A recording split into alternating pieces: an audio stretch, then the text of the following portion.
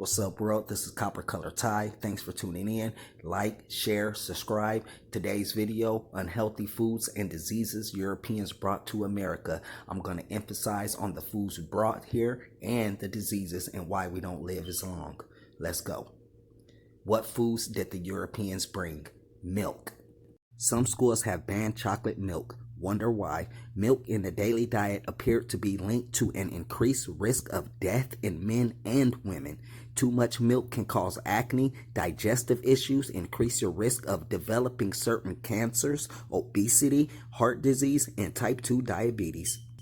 They picked that sugar because of a separate study where galactose was given to animals and they died faster thanks to oxidative stress and inflammation. Basically, according to their findings, the risk of death rose 15% for every glass of milk consumed per day. And Billy, think about this, that high milk consumption may be linked with more bone fractures and a higher death rate. What? Our Dr. Holly Phillips is here. Holly, it goes against everything we've been told, so I say to you, what you talking about, Willis? This makes no sense. Yeah, Gail, it does really seem shocking. The study really suggests that in large amounts, milk may do more harm than good. So researchers in Sweden looked at a huge number of people over 20 years, and they found for women who had 3 or more glasses of milk a day, they had a higher risk of fractures, particularly dangerous hip fractures, and also a higher risk of death from any cause, as compared to women who had less than 1 cup a day. Now, this was not a cause and effect study. They just established a link, but that link is important because right now, adults are supposed to have 3 cups a day. Okay, so what's the science behind this? In other words, is it vitamin D? Is it too much calcium that backfires? What is it? The theory that the researchers put forth was that as our bodies process the lactose in milk, it can create compounds that create inflammation within our blood vessels and something called oxidative stress in our cells. What we know about both of those things is that they cause illness, like heart disease, stroke, and they're bad for our bones. We contacted the National Dairy Council. They say there's no cause and effect here and point out the health benefits of milk in fighting heart disease and type 2 diabetes. They say dairy is just one factor Right. in a healthy lifestyle. This study talks about drinking too much, high amounts, right? Right, Which right. they say is bad. You know what? I think it's definitely too early. To their point, it's too early to completely discount how nutritious milk can be. But, I think this is a really important study, not just because of what it says about milk, but because it represents sort of the future science of nutrition. It's not just about vitamins. It's about how our bodies metabolize foods. Is So almond we have to vanilla take milk it all okay? in together.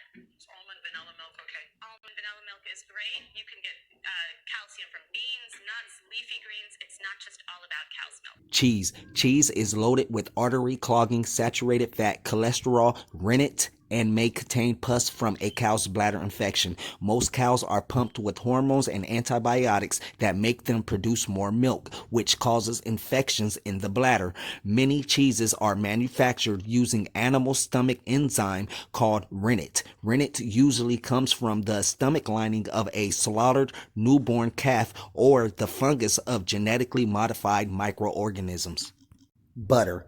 Doctors frequently advise their heart patients to steer clear of butter. More than half the fat in butter is saturated fat and or trans fat, which can have a negative impact on a person's cholesterol and blood. When it comes to your heart, there are far more beneficial fats. Eating butter in large amounts may very well lead to weight gain, associated health problems, clogged arteries, and heart disease. Butter is no health food.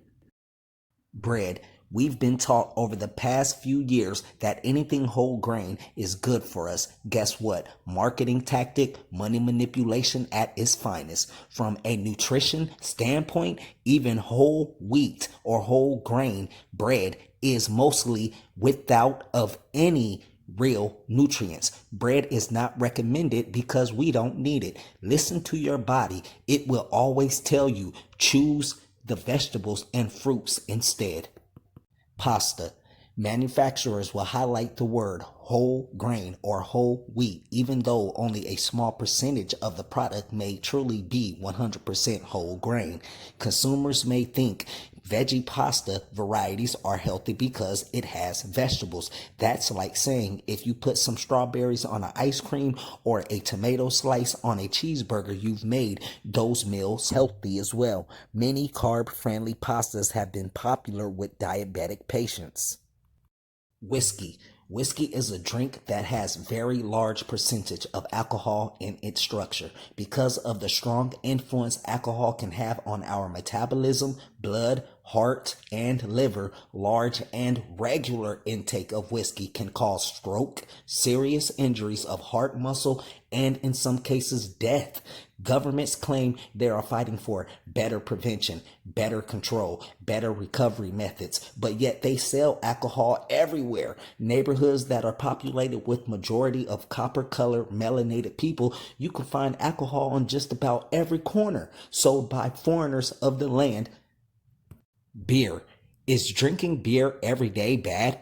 Notice they don't say no. Drinking beer is not bad. Why?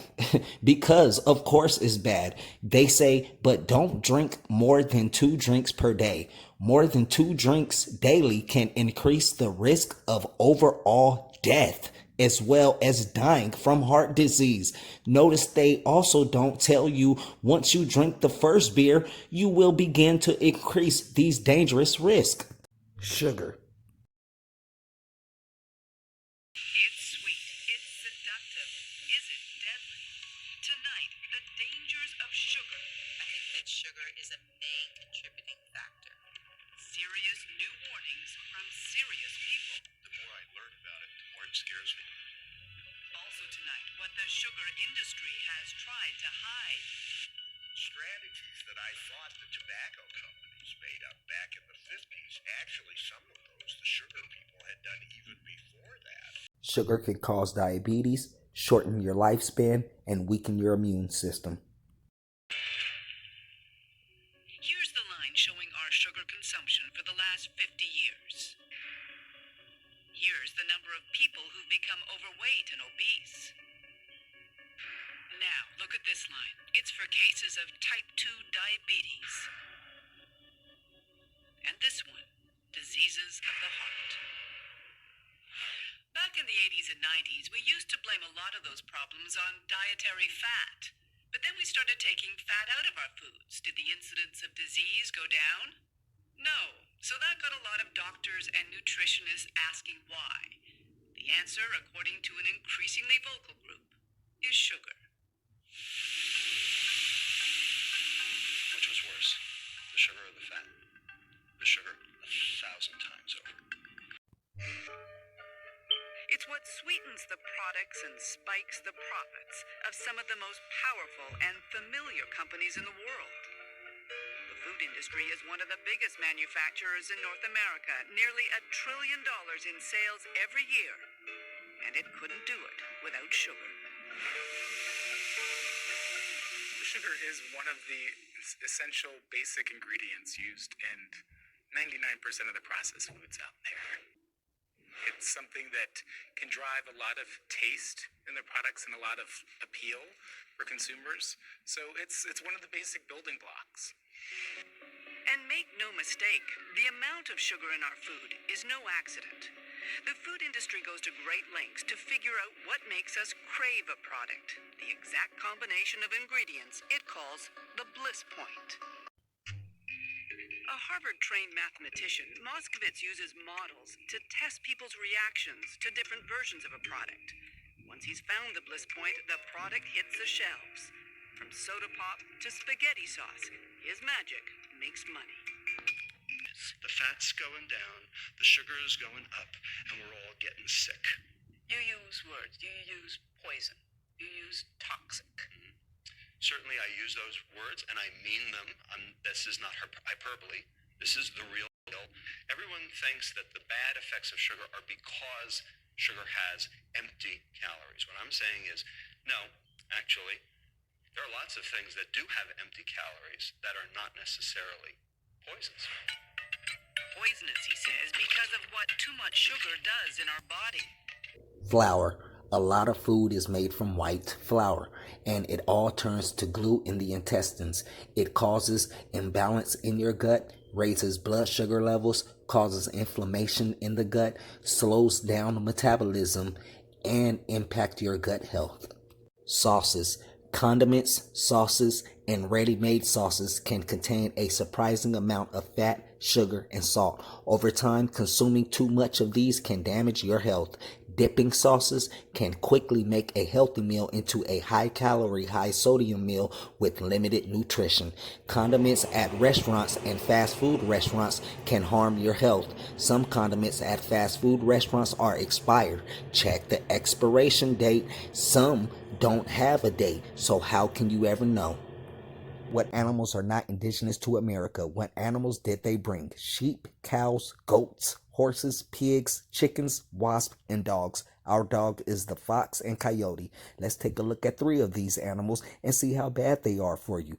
Cows, beef, steak, ribs, pigs, bacon, pork, chickens, eggs, baby hens.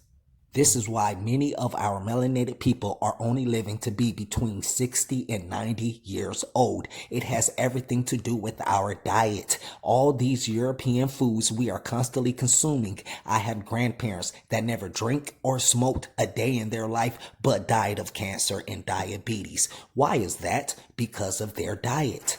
European foods are sold everywhere. Grocery stores, convenience stores, look around. Fast food on every corner.